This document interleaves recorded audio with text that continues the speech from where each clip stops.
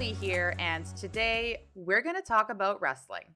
On today's episode, February 3rd, 2023, we are going to recap everything that happened in the Royal Rumble as well as give our predictions for the upcoming NXT pay per view on February 4th, which is Vengeance Day in Charlotte. But first things first, the worst kept secret. Cody Rhodes wins the men's Royal Rumble from number 30. Let's get right into it. Donjay, I'm going to start with you. None of us picked Cody. We all picked Sammy. Sammy ended up not being in the Rumble whatsoever. We're going to talk about that later. But I guess kind of what was expected to happen, hey? Yeah, yeah, I think so. Like I've heard a lot of people say that it's lazy booking. I wouldn't go that far as in terms of lazy booking. I'll go that they had a deliberate story that they wanted to tell, and that's the way they wanted to get to it. I mean, we had vignettes like 25 weeks in a row about Cody, so they weren't going to put him anywhere else. If they were going to put him anywhere else, it would have been one or two. So it was pretty obvious that it was going to be at 30. That being said, I enjoyed the end of it with him and Gunther, just for what it was. But it was, as you said before, it was the worst kept secret.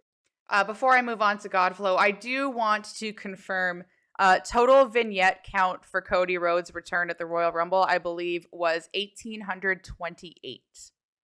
So that was the number of vignettes we got for Cody. Flo, how do you feel about Cody winning the Rumble from 30? So there's two things that I don't like in the Rumble. It's somebody winning at number 30, and it's somebody I like winning at number 2. Or number 1, number 2. So of course we got both. The reasoning for that is I feel it kind of takes away from the randomness of the number or from the Rumble. We've had people win at 1 and 2 before, go all the way. We've had people come out win at 30. I believe Brock won at 30 just last year, wasn't it? Mm-hmm. So I mean, this is back-to-back 30s. It's kind of like, okay, why are we putting all our meat and potatoes at the end? Which Gunther is the fact that the meat and the potatoes weren't all at the end. However, like everybody else watching, it's like, oh, Cody's number 30. Here he comes. It's gonna be Cody. And that was my initial take watching it. I was like, oh, 30, here we go. It's Cody. We got it. We get it. And then it cut my position changed a little bit because now I get it. We all picked one man that we thought was going to win the Rumble. It was Sami Zayn.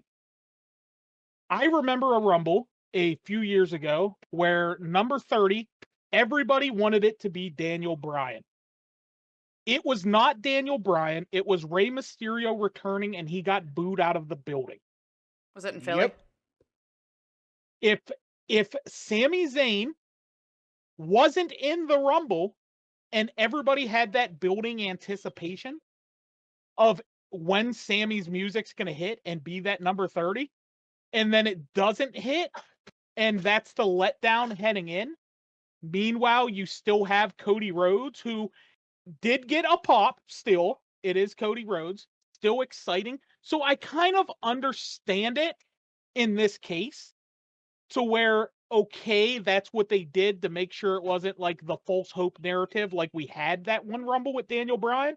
Because I still remember that Ray just absolutely got booed out of the building. When it was hit, the crowd was chanting yes as the countdown went off, and that was it. However, we now get the scenario that everybody's seen in their head when Cody returned at last Mania, and now we figure that we're gonna get Roman versus Cody for Really, the just real family story. and to piggyback off you real quick, Flo. Cody is over. He is over. Like, despite everything we're thinking about what we want with Sammy and the bloodline, Cody is over. And we're not gonna get deep into Raw, but when he got into the ring on Monday, he looked like a main event head of a company person, regardless of how much they peppered up and pumped us up with all the vignettes. He looks like a star. And Period. and it's funny you say that because after it was over, we watched the press conference afterwards. And the presence that he took in that press conference, me and Goldie just talked about it. It's just like, this man has got it. Like, in a press conference, whether he's shooting a promo, whether it's wrestling in the ring, I mean, it's like I said, just Cody is over right now and completely ready to explode. He's definitely a prime example of somebody who needed to go away and refine. Can we think of anyone off the top of our heads that did similar? Drew McIntyre. Other than Drew McIntyre? That's the big one right there. Lashley did as well. Lashley Yeah, went and fair did point. Bellator, and he went and did TNA, TNA, and yep. came back. So So I'm one of those people that I don't think the term lazy booking is what I would use to somebody in our Discord server when we were watching the Rumble put it in a really eloquent way, and I probably should have found that comment before we started recording, but I agreed with it 100%. There's some kind of, I understand where Flo is coming from with we can't disappoint them. But I also don't enjoy watching somebody win from 30 because I don't feel like they've had to go through the gauntlet of the match. And then when they go and do a promo and say, I outlasted 29 other superstars, no, you outlasted like 12. You walked in last, half the field was already gone. So to me, that kind of diminishes it a little bit. This is not me saying Cody is a bad wrestler and doesn't deserve these opportunities, because he has refined his craft, and that post Rumble press conference was fantastic. I could listen to him talk. He's clearly very passionate about what he does, and he cares. So I realize that's the booking they decided to give him, and he performed it to the best of his abilities. Gunther, absolutely the MVP of the men's Rumble. The fact that he hung in there. I thought when it got down to Cody and Gunther, I actually had a moment where I went, wait, Cody might lose. Just because of how strong Gunther was showing in the Rumble. But speaking of the men's Rumble, one last thing, kind of a lack of surprise entrance other than Booker T. Do you feel like we were missing somebody?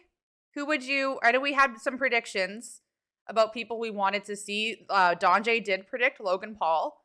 I went 0 for 1,000 on all my predictions that weekend, knowingly. No Riddle, no Boogs, nobody from NXT. How do we feel about that? We'll start with Flo. In a way, I get you can't be disappointed at it, only for the fact that there were no expectations going into it. We didn't know so many of the field coming out, so there was so many of it was a mystery. I mean, other than number 30, I didn't know who was coming, which is right, how but 29 of them were main roster. I mean, they're the guys working all year round on the main roster. I mean, you want to book a surprise? I mean, everybody wants to work the Rumble. I get it. They could have thrown in a couple more. But I think overall, I mean, I guess that's pretty much the expectation. But a couple more surprises would have been nice. But I mean, the one surprise we did get, I mean, we haven't even talked about Logan Paul in the match.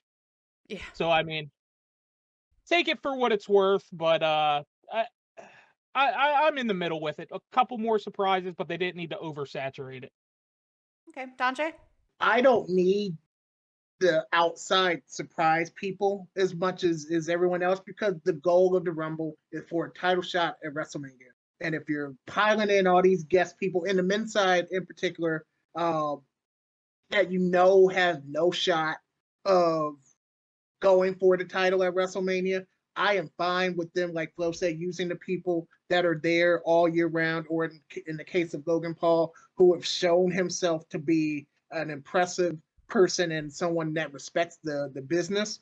I am fine with them just using main roster people, because they're the ones that are on the road 300 days a year. Okay, so I can agree with that, but then my follow-up question would be, why do you have tag team wrestlers in there? Why do you have Montez Ford and Angelo Dawkins and Kofi Kingston and Xavier Woods, who we all know damn well are not going to be competing for a singles belt? Kofi's a former champion. We've talked ad nauseum about them splitting up um, Street Profits. But they haven't. So, but they can. Well, But they there's can, always that opportunity, and yeah, maybe they they can won't even. split up any tag team if they want to, but my point stands, like, why wouldn't you just get more singles competitors then instead of tag team people? If you were saying it's because you get an opportunity to main event WrestleMania, what if Montez Ford wins the Rumble? Is a tag team main event WrestleMania if one dude wins it? Or how does that, like, I just don't understand why you would saturate it with that. The history of the wrestling business has been tag team people that have been broken up and have went their own separate ways, or even with New Day, where Kofi having his big run, who didn't even win the Rumble, and still been part of a synonymous tag team. So I don't think in that case, especially when Ford and Dawkins and all these others have singles matches on Raw and SmackDown, I don't think the tag team piece is as important as the fact that they're still there and they still perform so much throughout the year. Okay, that's fair. And also, as Donjay was kind of alluding, the Royal Rumble is a giant storybook from page 1 to page 30. That's like saying, hey, why did we put Judgment Day in there? They were just going for the tag titles. The Judgment Day was a major overlying factor in the Rumble throughout the entire story of it. I mean, you could say, I guess Gunther is a single wrestler. He does have a stable, etc. So, I mean, with such great performers, and like Donjay said, tag teams have been known to say, hey, how strong is your bond when you get in the Rumble? And usually one tosses one of the others out. You hope Right. not, but that does happen. And then a storyline And then the appears. storyline persists off that. Also, what we have not discussed, the best surprise of the night, the man that came out at number 0. What is Pat there? McAfee Oh, got You're to come damn out right, at the buddy. very beginning, and that was the best surprise for me. That's all I needed Yep, for the night. yep. The energy was back, and I love Wade and Cole together. We all know we all hate the Raw Tag commentary team together, but Pat just brings something different. The absolute life he just brought to the entire thing all night was just unbelievable. From the minute it started off, just kicked off. I mean, he had sayings all night. It was just, it definitely added an element that was needed. I was just gonna say, piggybacking off of what Don Jay said, I'm not a fan of the Raw commentary group. They have zero chemistry. Um, I don't enjoy listening to them. I really enjoy listening to Michael Cole and Pat McAfee together. I felt like adding Corey Graves into that mix and having the three of them was phenomenal. I'd be fine with Yep. that 3-man group on both shows. Yes, it was definitely the perfect mix. You had the usual face, unless flop dollars around. Then for some reason Michael Cole just goes dark. Then Right? you have Or Bailey. the heel and Graves, and then just the absolute hype man going on in McAfee. It was definitely the peanut butter jelly combination there. It was good. So moving on from the men's rumble, and I'm going to start with Flo on this one. You mentioned you hate it when people win at 30. You also mentioned you hate it when people win from number 1, and that is exactly what Rhea Ripley did at the Royal Rumble. She won from the first position, and she picks Charlotte as her opponent for WrestleMania. There is history between the two of them. When Charlotte won the Rumble and Rhea was the NXT Women's Champ, Charlotte went down to NXT and challenged Rhea and won. So now Rhea, the promo she cut on Raw, is basically saying, I'm ready for you this time, and I'm coming for your title. Flo, What did you think of the Women's Rumble in general? And what do you think about Rhea Charlotte at WrestleMania instead of Rhea Bianca? What I initially thought again is it's like, oh, right, number one, here we go. We had number 30, now we're getting number one. The fact that this has never been done from the women's side kind of makes it a little, and also the fact that you look at the very beginning of it, you have Rhea Ripley and Liv, almost complete opposite kind of characters, complete opposite builds, and the two of them just kind of went the distance on this one. Liv looked Showing phenomenal. all the way through. So again, it's not my cup of tea for the number one, but this one, it definitely fit the setting. Again, as you alluded to earlier, somebody actually did go through 29 other competitors, not the 12 at the end. She looked phenomenal the entire match. The women's rumble just in general was just a fun time. It So was good. phenomenal. You had surprises, you had NXT, you had people come out from the crowd to join the Rumble. I mean, it had the Rumble expectations and just absolutely blew it away. As for Rhea, I mean, it was the storyline coming back drawn a long time ago. Like she explained it pretty well. When she was young, Charlotte won the Rumble. She said, "Hey, come down here, fight me, ha ha ha," and then got her ass kicked. Well, now the tables have turned around a little bit. I'm just happy that SmackDown has a storyline to Yep. go on. That is my personal favorite thing coming from all of it, because everybody knows I've been pulling my hair out about what's been going on over on SmackDown with the women. We all have. So I'm definitely excited for it. Like I said, the Rumble was great. It was probably the match of the night, to be Yep. honest. It was That's my match coming of the from night. Yep, and that's coming from a match that also had KO, and that's also coming from a pay-per-view that had the men's rumble. But it was just fun. Like that's the word I'd use. It was fun. The interest was always there. Was absolute chaos. But overall, Rhea definitely deserves it, and now it's time to see if she can handle the queen. There was definitely a lot going on in the Women's Rumble. Like I said, it was my match of the night.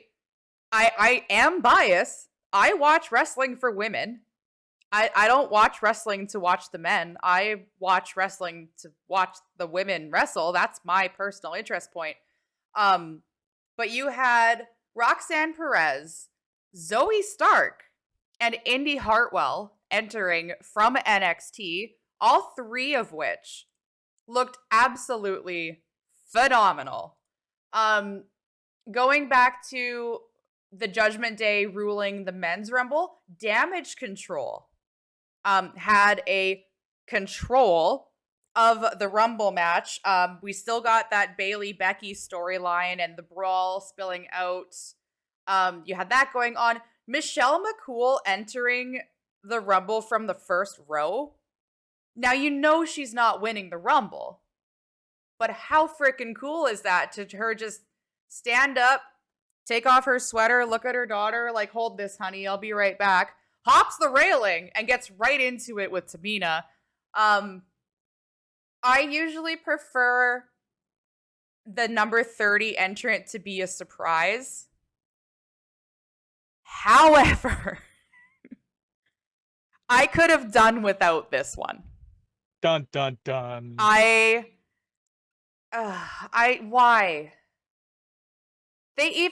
So Nia Jax enters at number 30, and they even botched the countdown to her entrance.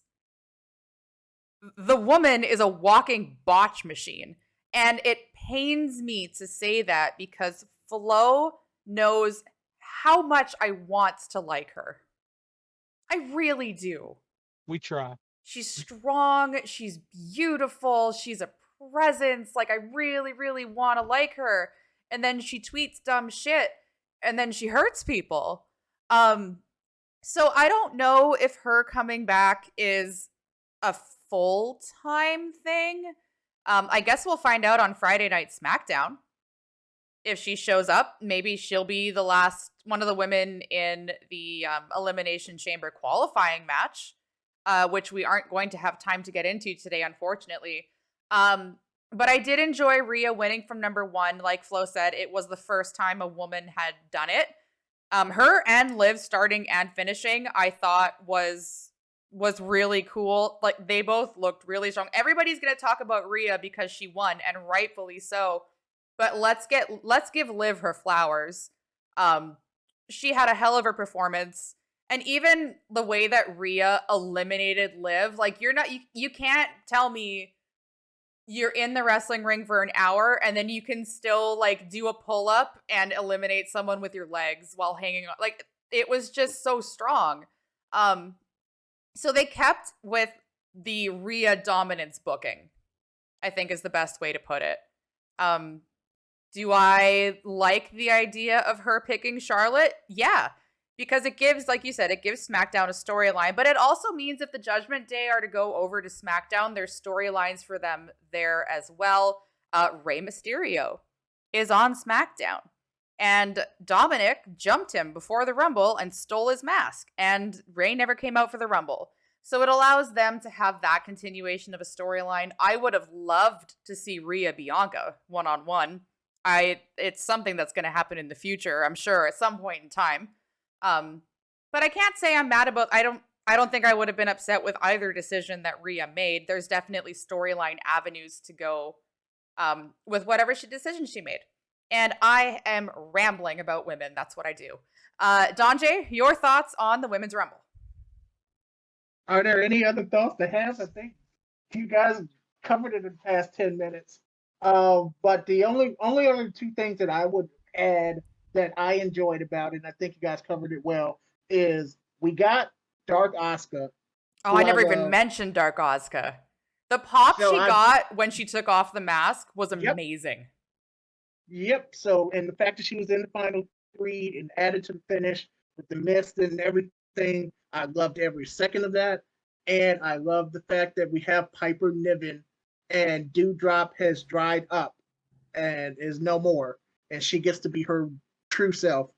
So those are the two things, other than what you guys have already discussed, were things that stuck out for me. And with Rhea going for Charlotte at WrestleMania, I openly am rooting for Dark Asuka to win the Elimination Chamber and to beat Bianca. One thing that I didn't mention with regards to the Women's Rumble is that none of us picked the winner again. I thought Bianca was going to drop the belt to Alexa and enter the Rumble and win. That didn't happen. And both of you picked Raquel. What did you think of Raquel's performance in the Rumble? It was what it needed to be. She was in there. She looked dominant. She survived for a while.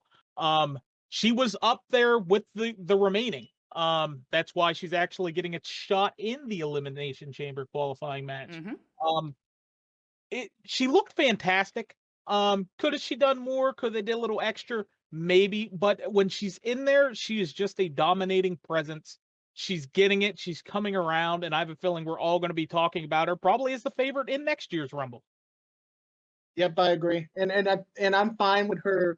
She was one to Final Four, so like we said, she got into the spot. I'm fine with Asuka being there as opposed to Raquel because you have a veteran there that can potentially cover up anything if the ending gets wonky. So I like having that veteran presence with Liv and Rhea there. But Raquel was everything we thought that she would be, and it would not have been a surprise if they had her win as opposed to Rhea. But Rhea is the story.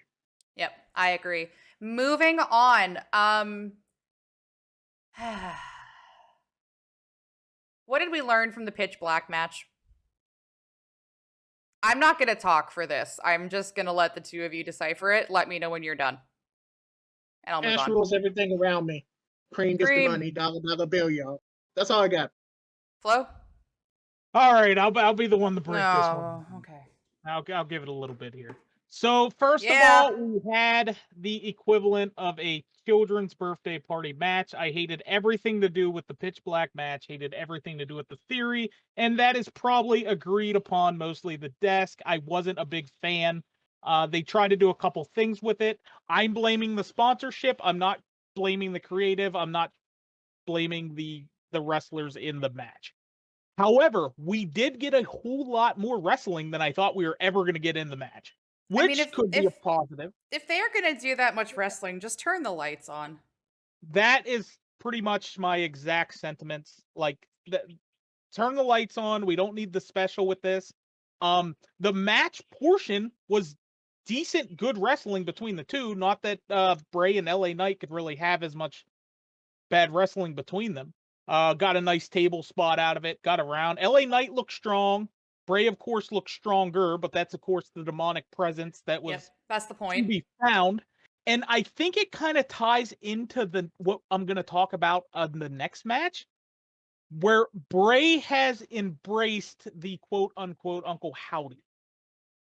He has let it go, which you remember back when he was the Fiend, where he could take damage like hell, just walk through it.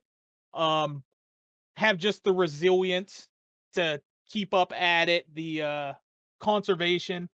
He showed a lot of that in the match because he did take a beating at times, a pretty good one at that. LA Knight jumped from the ground onto the guardrail and slammed him into a table. He did. We did get the box jump spot. That's crazy. How does he do that? Like like I said, the match portion was great. It was the special effects gimmick of it that kind of drove it apart. What we got after the match, of course, LA Knight's trying to get him. Bray gets him in the end. Resiliency wins.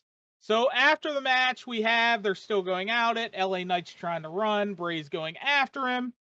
That's when we see the rest of the Wyatt Six or Playhouse mates, you want to call them. Yep. They all show up. So now we have actual more people with Bray. At the very end, Bray chases them into this little area, tosses them up on a balcony, and Uncle Howdy is up in the rafters, Sting style a little bit. And then did I miss that entire thing? All I remember is Uncle Howdy. I don't remember seeing the other four. They were all there at the end. I mean, it was dark as fuck. Maybe that's why. They were even there on the entrance. Yeah, I never noticed them. They never noticed. They were there at the entrance. They were there around the match. Not that I could tell you who they are, but I never noticed. But all four of them, again, they appeared pre-match. They appeared during the match. They didn't get involved. And then post-match, they just kind of stalked Bray and crew. But Uncle Howdy's up on the up above, drops an elbow, which due to a very poorly placed cameraman that looked way off. However, it was a spot. They added some special effects to it to go with the special effect version of the match. Yay, fire. Yep, a little bit of pyro. So again, it wasn't the excitement that I think everybody wanted. Again, I'm blaming the gimmick, not as much. I want to give another chance here. I understand the pitch black, the fancy lights. I'm not sure Don Jay's sentiments. We know yours. Yeah. But let's see what happens on SmackDown. Let's see where we go. Okay, so this is where I am going to talk. That's my problem. Why do we have to wait until SmackDown? Wasn't the whole point of this to figure it out? Like, are we gonna need blacklight every time there's a Bray match now so he can paint his face a different color and do different stuff? Like, I don't understand why we just need to continually wait and wait and wait and wait and wait. If there's something at the end of this, it needs to hurry the fuck up and happen. Because this is the exact same problem I had with Bray in his first run. Storytelling, fantastic. Match execution, horrible. And I'm losing interest. That's probably why, I'll admit, I didn't notice the other Wyatt whatever the fucks. Because I just wasn't interested.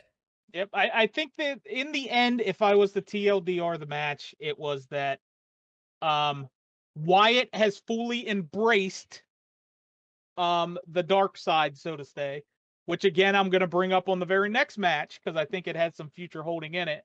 And I think the repercussions of him embracing it and letting all his demons out, per se, was the story of the match. where we go now that he's fully transformed, I think, is the next step of the story. Hashtag Um, free LA Knight. But that's pretty much what I got from it. Donjay, anything you want to add? So I agree with Flo's premise and the review of the match. Will forever be on the opposite side of how you view the whole Bray execution of storyline. I But I'm a understand. long term booking type person. There's layers like onions for this. There's more to it. We may be done for now with the LA Knight piece. For all we know, they may do something else at Elimination Chamber that's non-gimmicky and advances the story more. But I'm sure whatever you I'm said still was very I'm sure whatever you said was important, but I didn't hear a word of it because you were robotic. Can you start over? long-term booking. I'm a big long-term booker person. You think this is going to culminate at Mania, at SummerSlam? Where do you foresee I don't need a this? combination right now. Like I'm not to the point of trying to see where the end game is, Okay. just because I see there's so much still that can be done with it in terms of finding out who these characters are and being able to potentially see where they wrestle and how things come into place with them individually. So I'm not seeing an end to it as of yet. So I don't have an end game at this point. Okay. We're going to carry a little bit of that into the next match, which was Bianca versus Alexa Bliss for the Raw Women's Championship. And I mentioned in our pre-show podcast that it felt kind of open-ended that Alexa would pick the stipulation. There wasn't a stipulation. This was just a one-on-one wrestling match with no funny stuff. And Bianca retains, and at the end of the match, we get Uncle Howdy looming over Alexa again, saying, "Do you think you're in control?" And apparently, she doesn't have control because she lost. Where do we go from here with Alexa? Does she move to SmackDown to be with Bray and finally embrace it? Is that part of the storyline?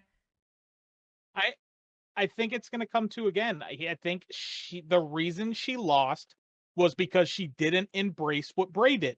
Right. Bray let 100%. it. Yep, Bray let his demons in or out, depending on how you're looking at it, and that's the reason Bray was able to dominate. You have the next match that comes up, and it is a strong match. It was an enjoyable match. Maybe not to the pay-per-view extent, but I mean Bianca doesn't have bad matches. Bliss really doesn't either. But it was a pretty decent match all the way through. Got done, and again, you get the Uncle Howdy asking the question, "Do you think you're in control?" And I think when she realizes that I'm not, and let's freely, I think she might be coming back for that title. Dante?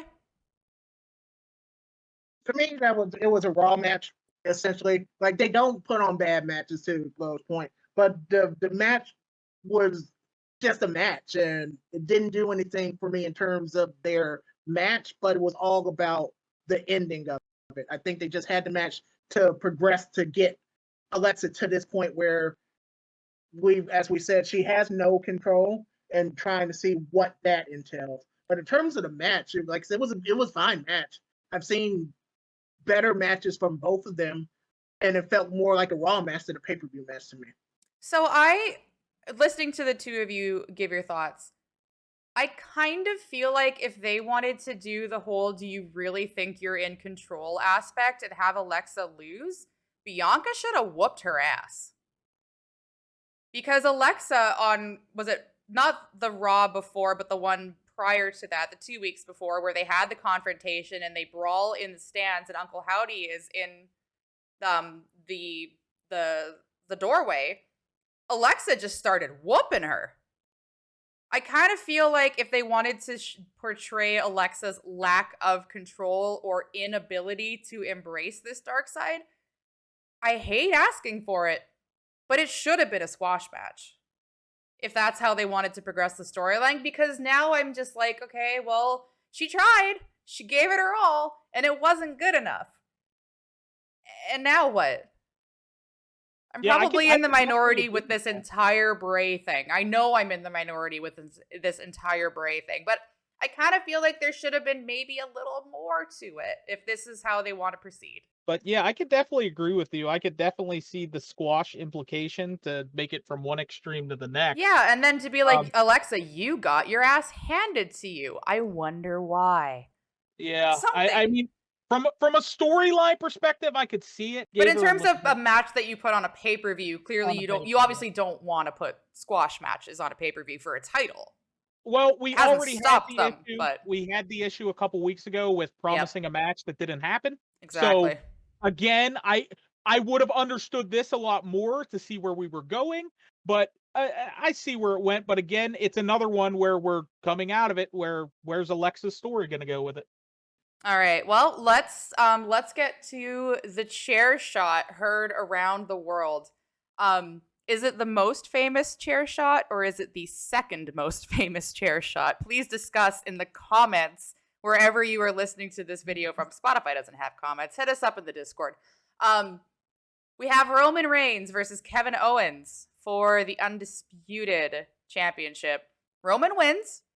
One of his cleaner matches, and I say that I'm aware there was a ref bump and a low blow, but like nobody jumped Kevin Owens in the match, and like I don't know how to explain what I mean by cleaner win, but you guys kind of know what I mean by that. A ton of shenanigans at Yeah, comparison. the There shenanigans weren't were turned tractors, down. The shenanigans no were turned down. tractors, No no tractors. tossing of, yeah. Exactly. That's what I mean. So Roman retains, and then the bloodline starts to tear apart Kevin Owens, and he gets handcuffed to the ring. Not lost on me that that's the method they went with. Um, and they're gonna beat him up with a chair. Sammy eventually jumps in, looks at Roman, and says, "Don't do this, man. It's over. It's done. Look at him. We're moving on." Roman goes, "You know what? You're right. I shouldn't be the one to do this. You should be the one to do this." And he hands Sammy the chair, and did the place have a roof to begin with? Because if it did, it was teetering on getting blown off. And then Sammy finally does it and hits Roman with the chair, and the place explodes. Explodes, and Roman goes down slowly, looking all betrayed and stuff. Jimmy and Solo start beating up Sammy, and then we have filmmaker of the year and now best supporting actor of the year, Jey Uso, sitting on the top of the turnbuckles, looking at his family like, "What the hell are you guys doing?" Jimmy looks at him and says, "That's your brother? I'm your brother." And Jay walks out. Now what? I'm still crying. Hold on. I know, right? It's That was That was the part that did it for me. Was yeah. the Jay part. We knew that the part that Jay is playing Mm-hmm. in this has been fantastic. Starting with the Raw 30 to this point, and just the whole bringing it back to the beginning of the bloodline is making it great. So now what happens tonight? And it's the second chair shot. Seth is still number one. You still think Seth's number one? Right. All right, well. Flo? Let's start off with the actual match because I'd like to start off by saying KO had another 10 count. With Roman being down with his shoulders on the mat being pinned, but of course there's no referee yet again. But we got it. We got a decent match. I wouldn't say exactly phenomenal, and maybe it's because there wasn't enough of the. I kind of wish that there were more screwy things with the match and help for Kevin Owens to overcome. Before of course eventually going down. So Kevin Owens does in fact take the loss, and we move into it. The one part that I think is so underrated is listening to the actual talking going on in the ring, I can still hear Roman in your head. I'm your family. I'm this. I You're love talking you. to I'm Sammy. giving you I love you. everything. I'm Yep. giving you everything. This is Roman has never been better. The one thing, Like, I'm going to cut you off right quick. Speaking of talking, I appreciated the lack of talking from the commentary team. amen to They that. let that play out without saying a word. It was Yep. fantastic. Please continue. And that was with Pat McAfee on there. So Yeah, right? That no one fantastic. knew would be there. When Pat doesn't talk, that's one thing and altogether. But just it was literally a touching movie, just the way it moved forward there. You have the pieces, everybody, and like everybody played a part except Solo. He doesn't talk, so it's okay. We understand Solo. It's cool. He talks with his thumbs. He don't talk with the voice there. But even Jimmy flipping out on Jay, I'm your brother. That's not your brother. Yeah, that's what got me, was Jimmy saying, looking at Sammy and going, "Wait, that's your brother? I'm your brother. I'm your twin. What do you mean that's your brother?" And that was like the same thing that Roman was getting. In that moment, Roman gave Sammy out of his mouth everything he's ever wanted. Mm-hmm. You're the family, you're this, you're that, you're everything. I love you. Everything he But he ever did wanted. it in such a manipulative manner. Because that's the moment you decide to tell him, when his former best friend is getting his ass handed to him. Yep. And then going back, you asked the question at the beginning, which one was the chair shot heard around the world? Yeah. This one, without a doubt, was the chair pop heard around the world. Oh God, that pop was blew the roof off of the building. That's why I asked if there was a roof, because like, off of Texas, sure as it fuck was wasn't, right? absolute electric. You wanted to know why there was electricity in the posters? It was that moment right there. Yep. Absolutely blew the place up. And I mean, I don't even know what to comment on the story and where we're going to go tonight. I mean, I guess the weirdness of it is, it's like the most compelling person right now is Jey Uso. Mm-hmm. I was just about to say that. That's the person that I'm looking forward to seeing the story revolve around the most, because we know Sammy and KO are likely going to link back up. We might get Steenwolf. We know Solo and Roman are going to rock together. What does Jay do in all of this? Because he's the one that walked out. So to me, that's the most compelling part right now. They didn't touch on anything on Raw. We have to wait until SmackDown, but I'm trying not to have expectations. I'm just looking forward to seeing where this is going. I don't know about the two of you. I'm sure it's similar. Same thing. Yep. Yeah, absolutely. Just here for the ride and see where it takes me. Exactly. One more thing I do want to mention about the Royal Rumble. The Rock did not show up. So, haha, marks.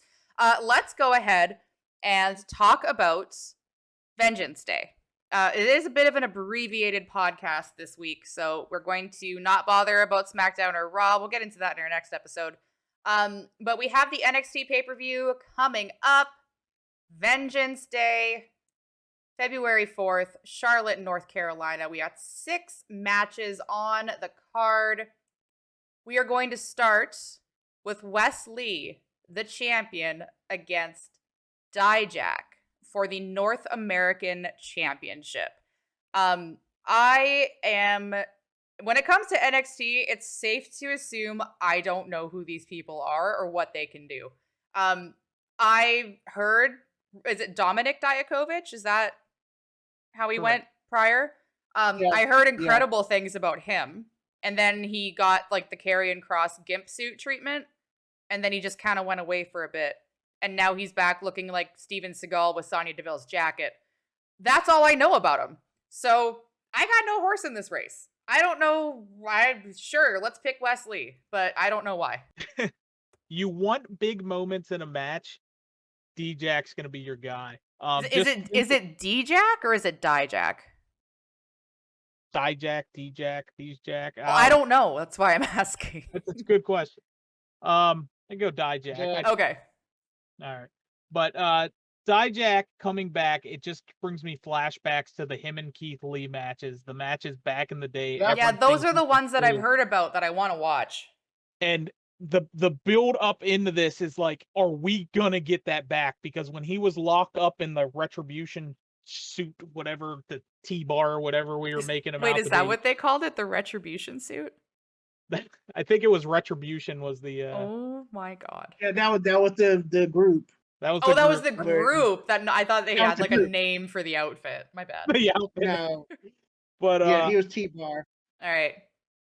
but I just want to see the return to form. I'm very excited for this. I know we got the ultimate underdog in the Wesley, and I know he has all the heart and everything, but I think he's gonna get the living hell beat out of him. So you're Plain and picking simple. Dijak? I am picking Dijak. He's getting squashed too. I think Lee's getting squashed too.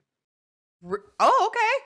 You both think here And we go with love I here- love West. Love him to death. But they're trying to build. They got to throw my man Dijak a bone for all that pandemic hell that they put him through. So I think they're going to give it to him.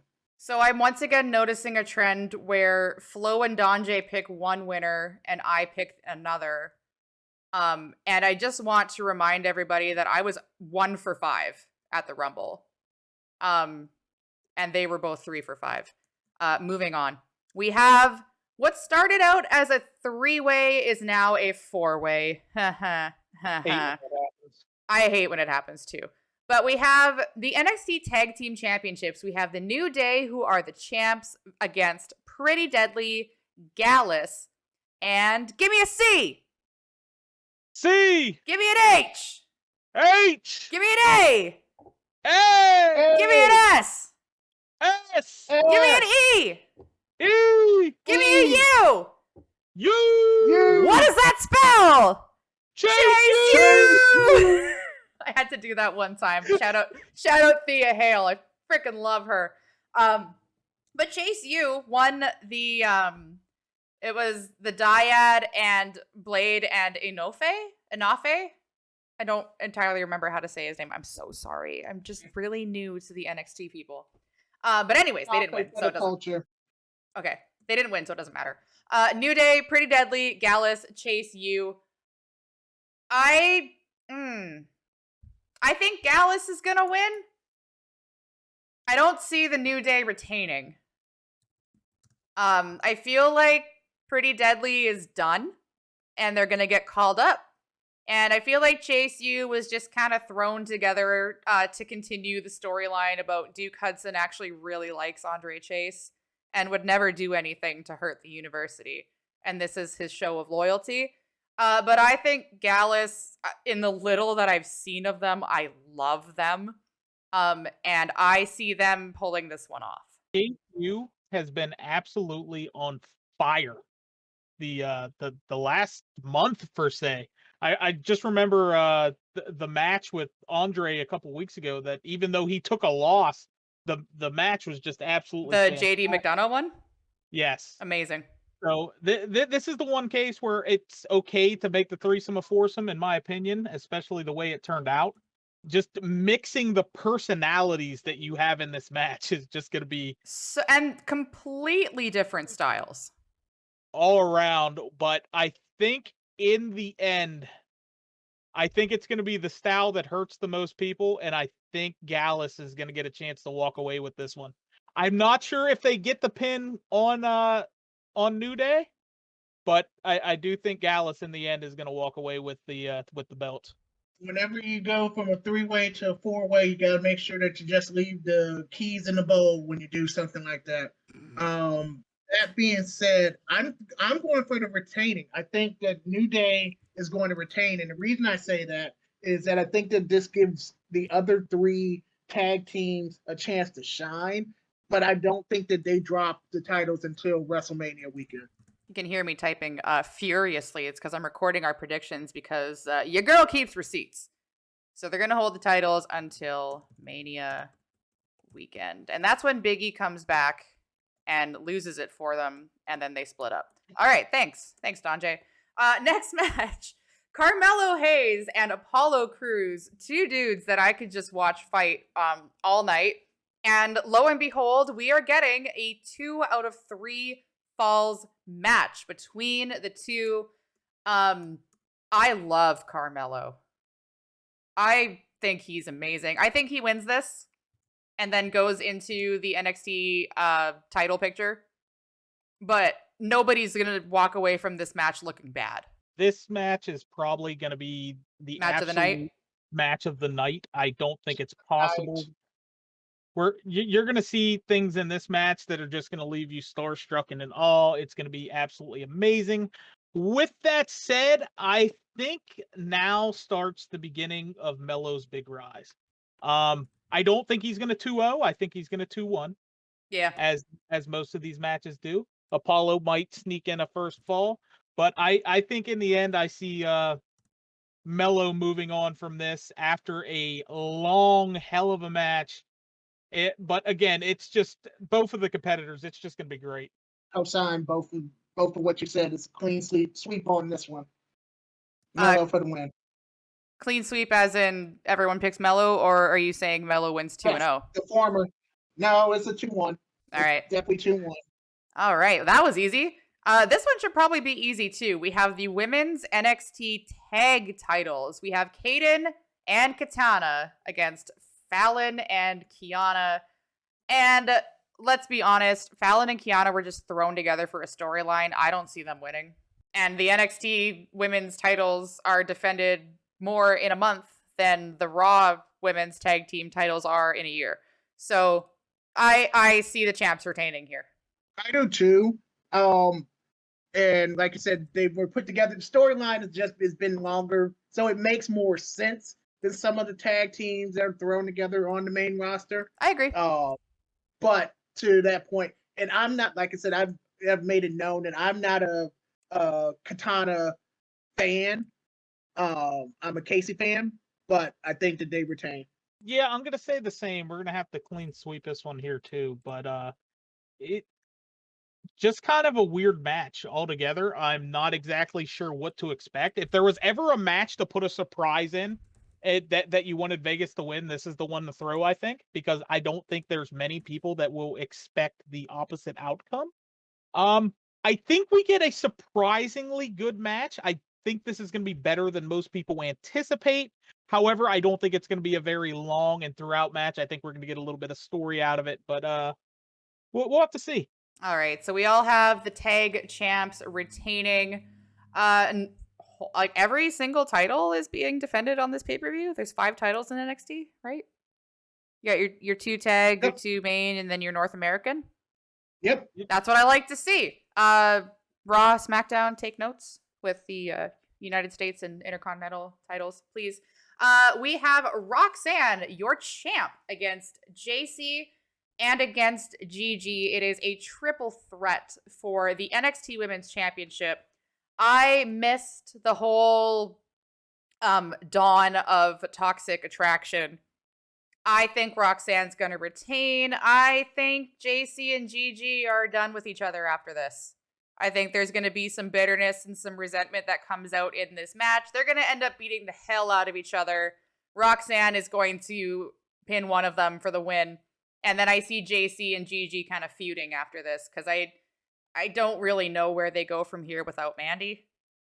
So that's what I see. Flo, what do you see? Well, it's funny you mentioned that because I do see Roxanne retaining. I think that a disagreement outcomes because they're a little bit lost and misdirected at the time. I do think they'll come together strong very early, probably put a hurting on Roxanne. And then probably when it comes down to the pin, who's going to do it? Me, you. Let's hug it out. Let's pin her at the same time. Who knows? However, Roxanne is somehow going to turn her around, get the win, be able to sneak out of there. And then I think maybe their leader returns to set up the NXT Mania title match. I think it's due. I think it's hard for them to break up Toxic Attraction when it's never seen its peak outside of NXT. Like I mean, it had so much potential.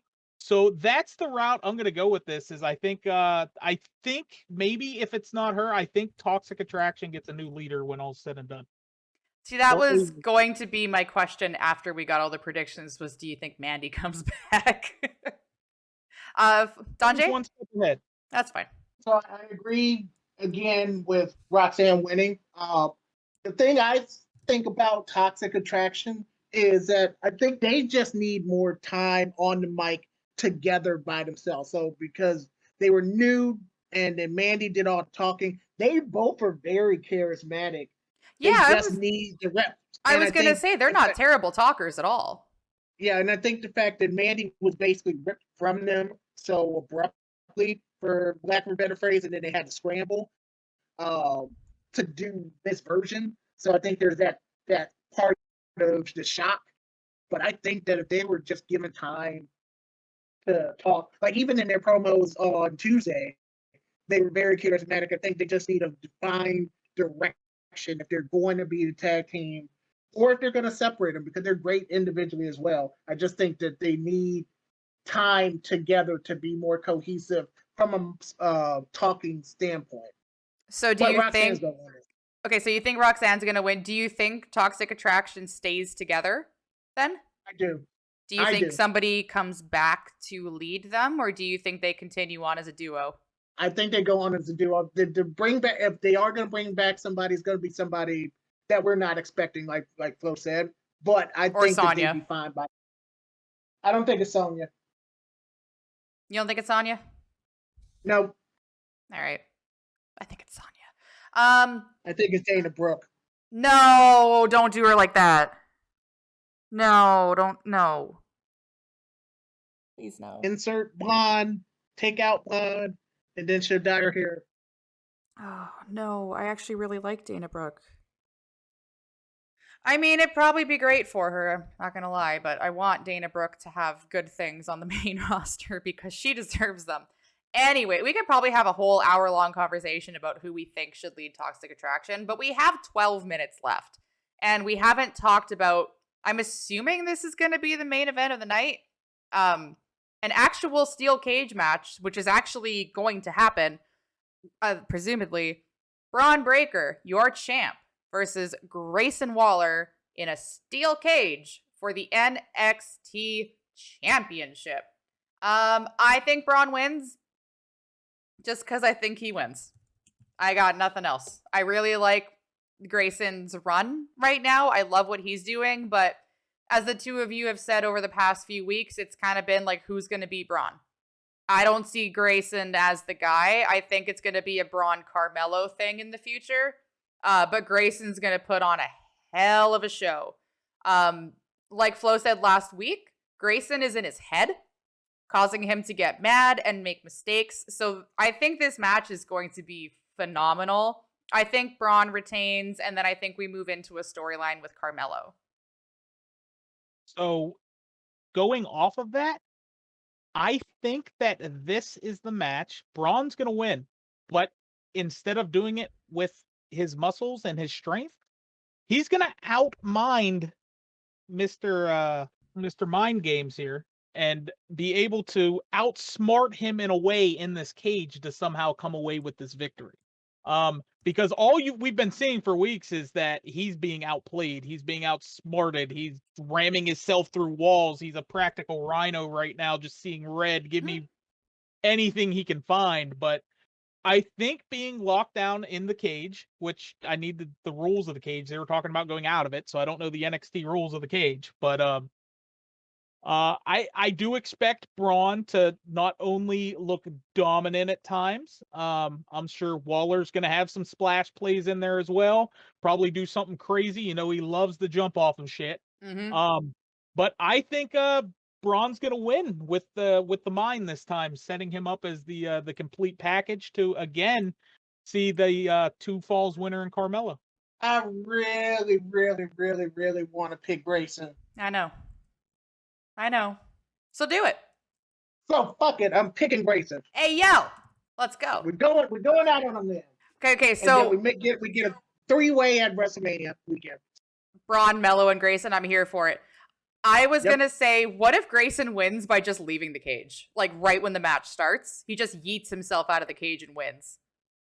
And ultimately wins the Mind Games. Braun throws him out. Yeah, right, or something, and it's like, oh shit! Forget this. Javelins and bye. And then it's like, your winner and new, and Braun's like, wait, what? And he gets all angry and stuff. Big Show did Austin.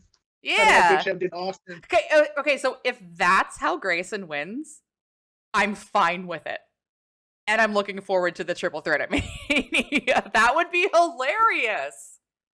Don't you think? Grayson Waller lawn darts coming to a store near you. They have lawn darts in Australia, right? Oh, wait, no, he's British, according to R-Truth. I miss R-Truth. Get better soon. All right, so to recap. Grayson versus Braun. Don J says Grayson. Flo and myself say Braun. Women's triple threat with Roxanne, JC, and Gigi. We've all picked Roxanne. Wesley versus Dijak for the North American title. Flo and Don J have picked Dijak. I have picked Wesley because I don't know. I just have. New Day against Pretty Deadly, against Gallus, against Chase U. Flo and I have picked Gallus. Don J has picked the New Day to elevate the 3 other teams in the match, and New Day will hold the titles until Mania. 2 out of 3 falls between Carmelo and Apollo. We've all picked Carmelo 2-1. And the women's tag titles, Kaden and Katana against Fallon and Kiana. We have all picked the champs to retain. Gentlemen, we have a couple minutes. Let's preview the SmackDown Tag Team Finals. Adam Pearce, doing what Adam Pearce does. Ladies and gentlemen, the replacement team. We all of a sudden got Braun Strowman and Ricochet as a team, which we were kind of calling, but not in this tournament. Right. Long story short, what was it? They were against Hit Row. Sheamus and Drew come out for their match against Hit Row. Viking Raiders jump them, beat them up. Sheamus and Drew run backstage, and Adam Pearce is like, Sheamus and Drew have forfeited their position in the tournament. Sorry, Top Dollar. I'm not just going to raise your hand. You got to earn things around here. Ladies and gentlemen, the replacement team. And then you have 2 guys that didn't actually earn their way into the match. But regardless, they get thrown together, and they win. And Braun and Ricochet will be going against Imperium. I can't do it like Samantha. She's so cool. But Imperium and Legado del Fantasma could have been a finals match. Wasn't, unfortunately. And the finals are Braun and Ricochet against Imperium. Gentlemen, what do we think? We'll start with Donjay. I think that they are going to screw us and make it Braun Ricochet win. I believe, and all of us should believe, that Imperium should win this because they are fantastic. And I don't need to see a Braun Ricochet versus Uso match. I need to see an Imperium versus Uso match. I agree. Flo? Yeah, so I'm learning that I need to start hanging around these WWE events, and the minute somebody gets injured, I am jumping. Jumping the fence. I'm joining the match. I'll face Charlotte. Hell yeah. Yeah, let's. We're gonna be like the Brock guy. We're just gonna sit there, and the minute somebody goes down, we're over that because Adam Pearce is putting you in. But does Adam Pearce even know the rules, or is he just making it up as he goes? I'm pretty sure it's whose line is it anyway with him. He's just, everything's made up and the points don't matter. Yeah, exactly. So whatever he's going with, but making the decisions nonetheless. Not a fan. Again, it's just like, okay, so now we're just going to throw this team in, and not only are we going to throw them in, they're going to win. Yeah, it's just right. But it's okay because Michael Cole hates Top Dollar. Yes. So he feels vindicated. As long as Top Dollar doesn't win, I guess it's okay. But nobody, not a single soul, not one person. Michael Cole, fuck Top Dollar. I hate him. Can we get a Top Dollar Bailey intergender tag team match? Oh, please. And have them win everything. Right. Yep, just for him to call. But going back to it, not a big fan of the integrity issues coming in, just team coming in, wiping the floor, whatever.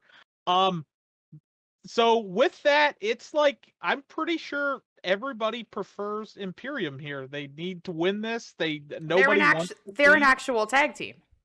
not just an actual tag team, they are the tag team. Mhm. From like, let them course. Like, Yep. I'm gonna be cringe warning if I see just Do just it. give us the Imperium win. Don't make this more complicated than it has to be. It's Yeah, supposed to kick off the show, so we know based on our previous history, it's going to be a banger.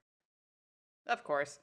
And it's not that Braun and Ricochet can't wrestle. It's just the randomness of it, Why right? are you here? How did you get here? When you don't go here? What?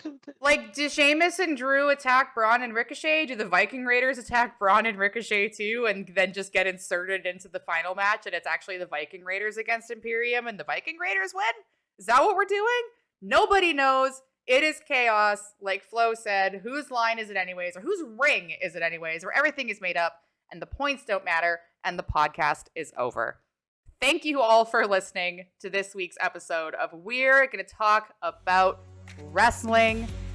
Say goodbye, gentlemen. Bye, gentlemen. Bye, gentlemen. Hey everybody, goodbye. Yeah.